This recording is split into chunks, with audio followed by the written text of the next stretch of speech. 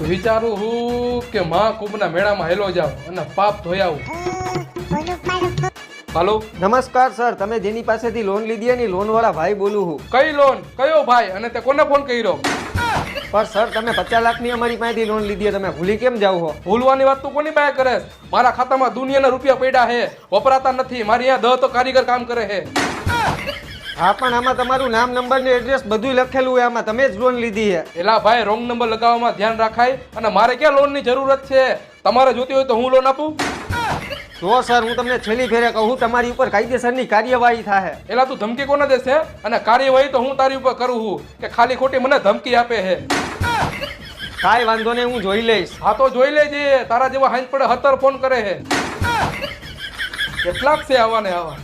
ક્યારે જાવ કુંભના મેળામાં કઈ સમજાતું નથી. હા તો ફોન આવ્યો, રોંગ નંબર. સર તમારે લોન લેવી છે વગર